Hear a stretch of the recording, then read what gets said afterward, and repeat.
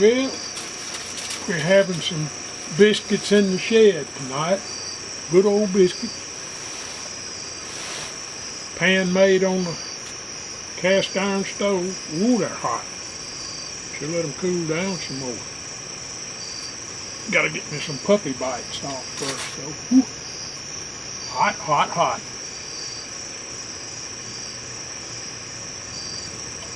Yeah, the other night I made some good video out here.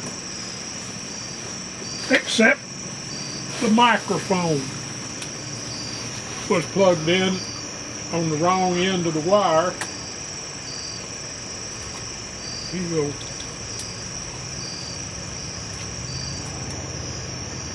Had some good stories. Guess I could tell you the story about, a couple of stories about George Jones. We got to be pretty good friends. He lived there in Florence, and we got our hair cut at the same barber shop, same barber, and he got his hair cut on every Tuesday. He had his hair trimmed up, because he had to keep it looking right.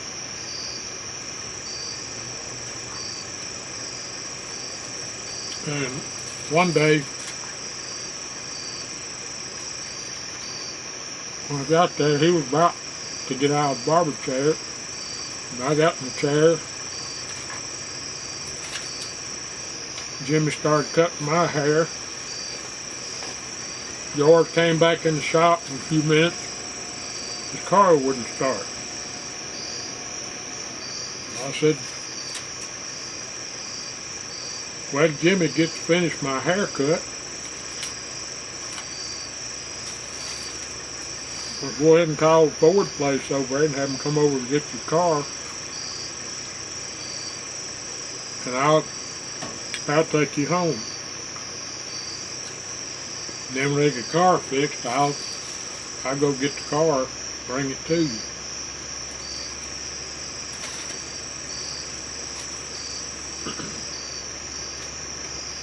And so I gave him a ride home,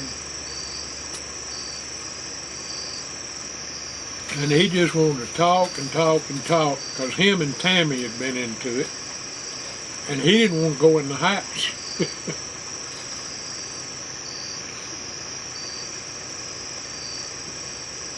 He would stall that off as long as he could.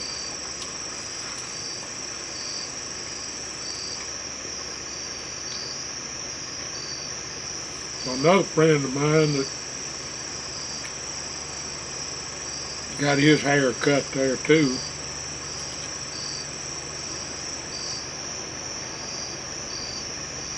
Was a truck driver.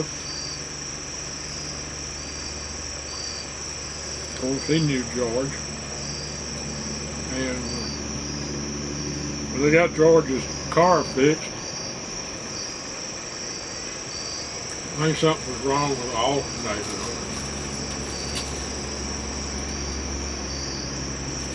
It didn't take them long to get it fixed. They put a new battery in it. Well, we took it out to George's house.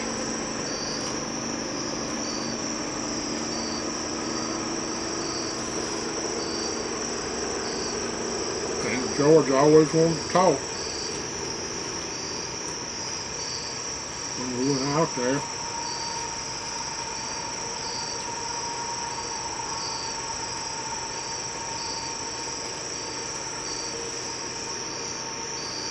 That was his white Lincoln.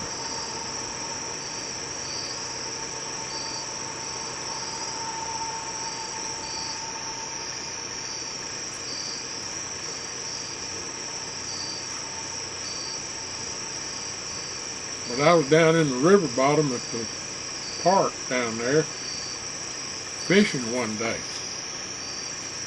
And him and Tammy and some other people was up there picnicking at the first shelter, and I was down below the second shelter. and I heard Tammy start hollering, and man, that woman had a foul mouth. And wasn't long, George came walking up down there where I was at, sat down, and I said, "Here, George, take a fishing pole. It's the best therapy for you." And he said, "I don't know what you do when you can't live without a woman and can't live with it." So we sat there and fished for probably a couple of hours, just catching drum and carp.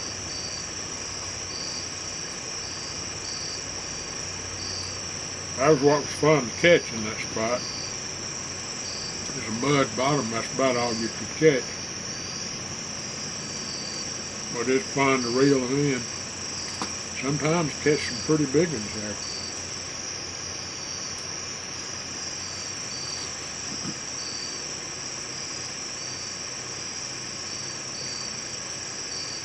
We very seldom talk about music.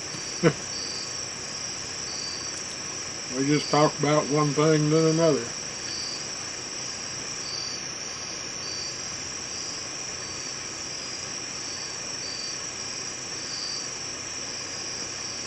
And they always read the newspaper at the barber shop.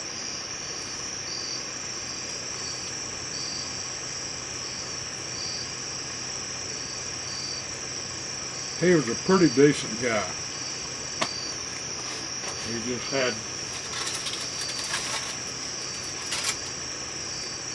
a few problems.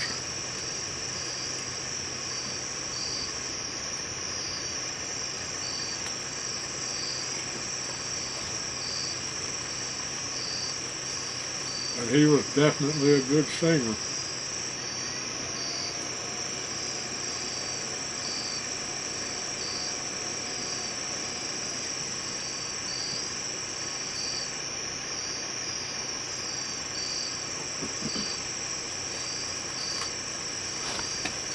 And my wife, before I married her, worked for Melba and Monty Montgomery, the country singers. They were so popular then. They had a truck stop there on the highway going into Florence. Melba and Monty's truck stop. And my wife was a waitress there.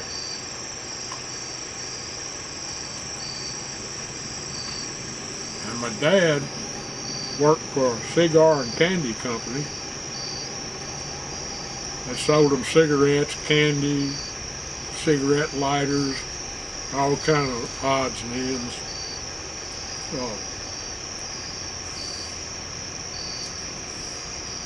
Aspirin, Bufferin, headache powders.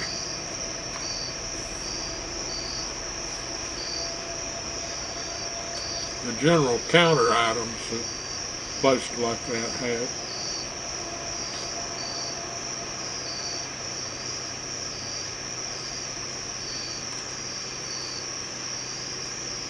He was a mighty good salesman. And people would just tell him to put whatever he thought needed to be on the shelf. He'd write up his own order for whatever they needed.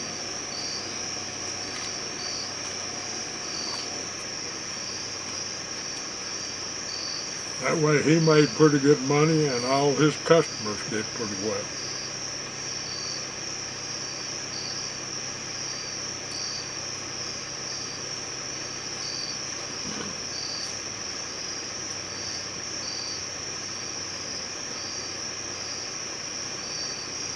We moved back to Florence when I was 11 years old, and every Thursday afternoon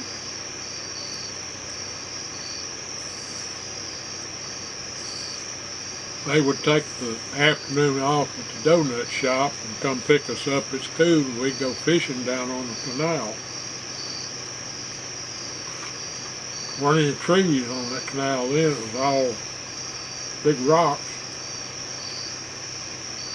And we go down there, and every Thursday catch enough crappie and stripe to have a good supper.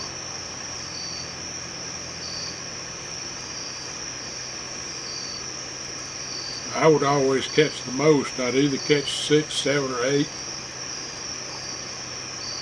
And my brothers might catch 2 or 3 apiece. Of course, my dad and mother would catch a few. I mean, we would have a feast on Thursday. We'd clean the fish while my mother got all the slaw and hush puppies mixed up.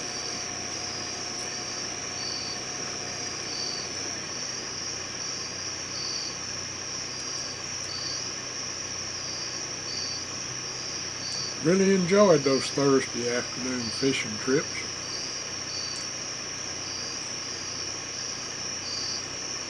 I could catch more fish because I was the most patient. I'd sit there until I got a good bite, and I'd give them plenty of time to swallow the hook.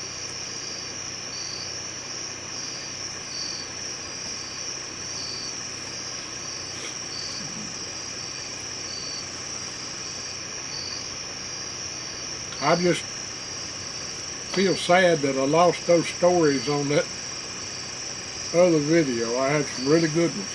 Well, let me turn this camera off before the thing cuts off itself.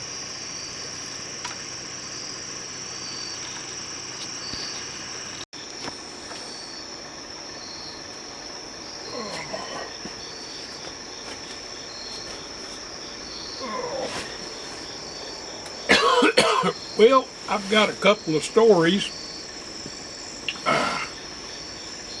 for the end of this video.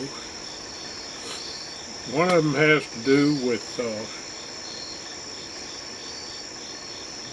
Carl, the guy that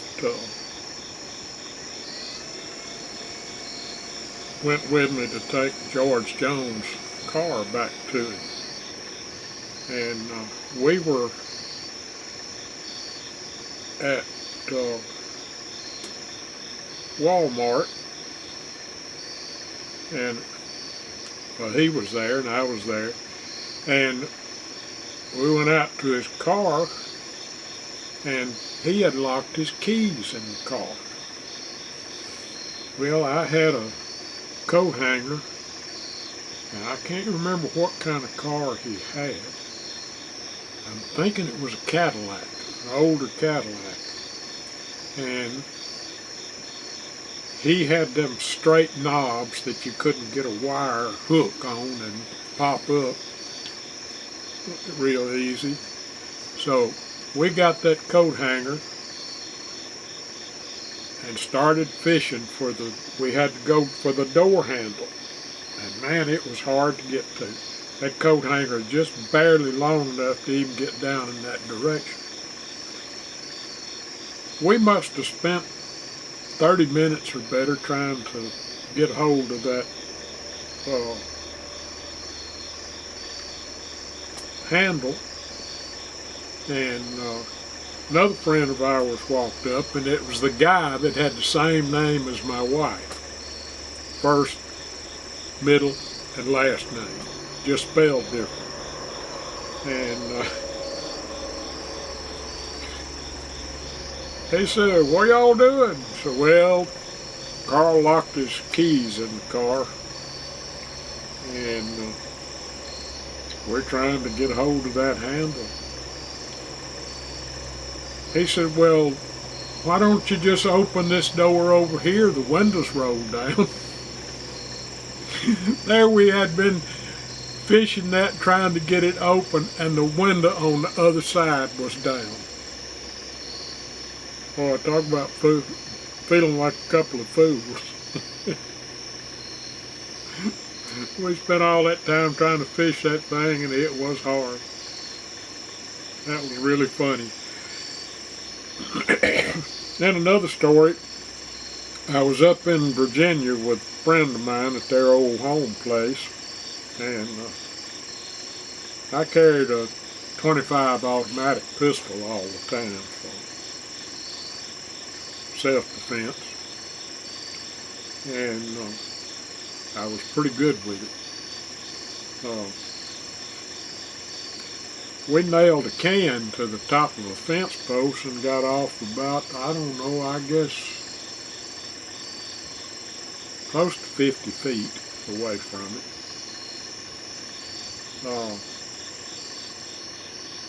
And I fired the first shot, and it was a Diet Coke can. You can see the bullet hit right dead center where I was aiming at on the logo.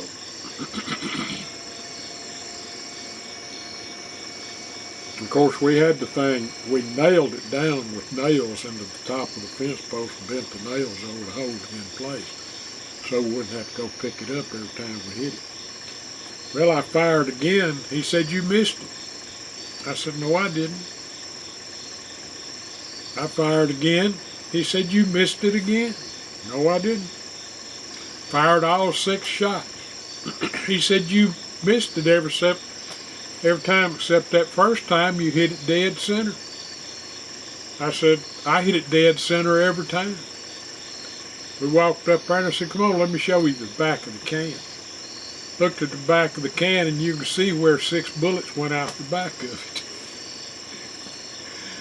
It was barely bigger than the 25 round. But I put all 6 shots through the same hole.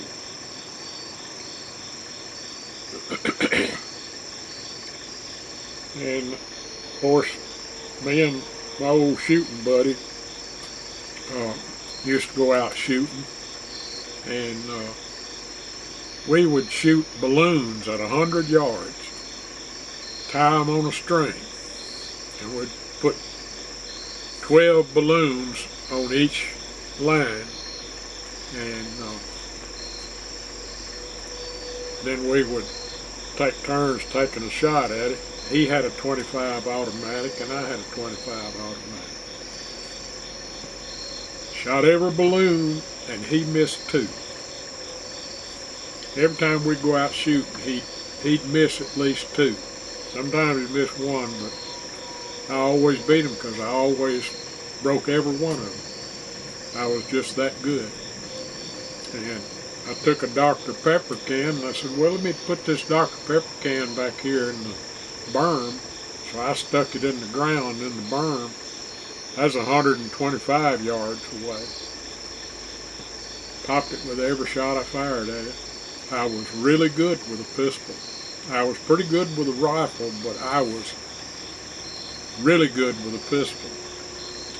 In AIT, I qualified expert with the .45 automatic. But out of my platoon, there were 23 of us that qualified expert, and the colonel decided that the lieutenant had cheated on the score, and he refused to give us any of the qualifications on that. He threw out the whole platoon's qualifications. But I was the only one with a perfect score, and I think you could miss 2 shots out of the whole test and be expert. 3rd shot, it puts you as marksman. But I had a 100% score, and he decided that was impossible. But I was just good with a pistol because I'd used a pistol quite a bit.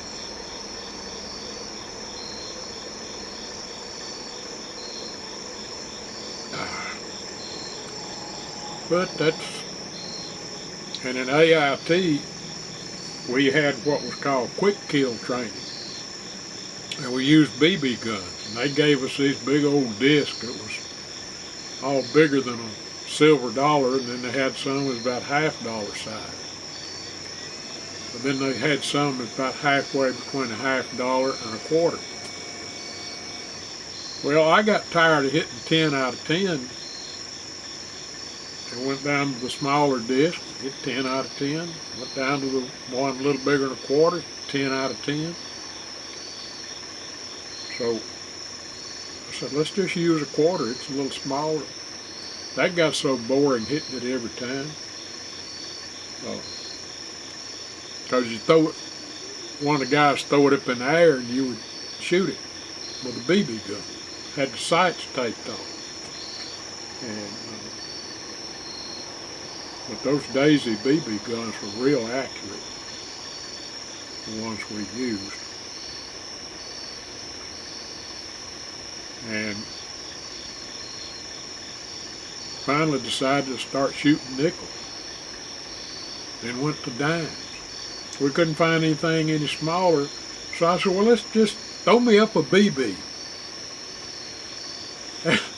I was hitting, on average, 6 out of 10 BBs, and the range officer, when the sergeant came by and said, what are y'all shooting? I said, we're shooting BBs. He threw a BB up, and I shot the BB, and he called up to the range officer in the booth up there with the microphone. He said, this soldier down here is shooting BBs. And the lieutenant says, now that is ingenuity. He ran out of stuff to shoot, so he's shooting BBs. But the others were hitting it. The other two guys with me were hitting it at least 2 or 3 out of 10 with BBs. I was a pretty good shot.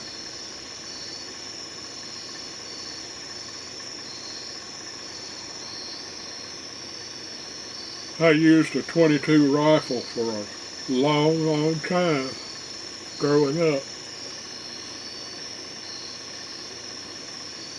And of course I had a Daisy BB gun, a pump BB gun, and was pretty good with that.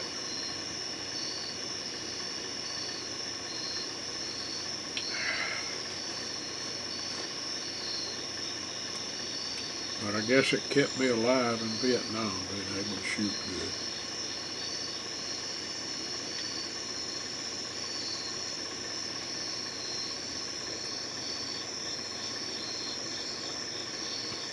But better with a pistol than a rifle, but always good with a rifle.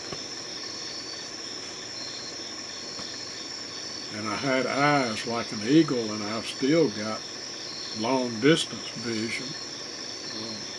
But up close, my arms are too short. I can't hold anything out far enough to focus on it. Of course, I've got that macular degeneration now, and I've got little spots that are fuzzy in my vision.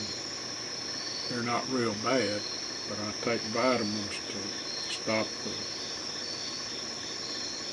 it from degrading anymore. It'll maintain what I've got as long as I take those vitamins.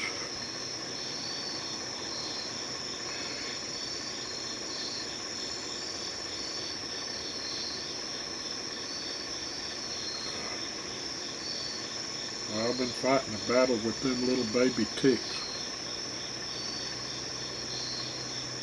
all over my legs, and they'll crawl up my legs. I've had them on my stomach and arm. I bet I got 50 of them off of me one day. But I ain't gonna use alcohol on them, because they sing worse than chiggers.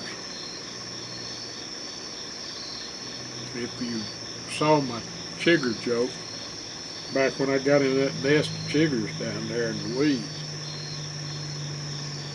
I doused myself down with alcohol to get them. Of course, the joke I did was that the alcohol made the chiggers drunk, and they started staggering off of them and staggering toward the door. I opened the door and let them stagger out, and they went staggering off back down toward the weeds, singing, and I ain't never heard such terrible singing in all my life. Not a one of them singing on key. And I hear ticks are even worse when they're drunk.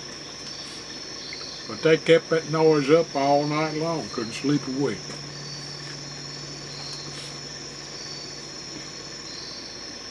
Yeah, when I came in the house that night with all the chiggers, I had them on my neck, I had them on my arms, all around on the lower legs. And what I did, I doused them down with alcohol, and that's when I came up with the idea for that story about the drunk chiggers. Well, old and crackadated, and if it can, it will. And I'm hoping the camera hadn't cut off. Hope it's still running. And it's still running, thank goodness. Old and crackadated, if it can, it will, and good night.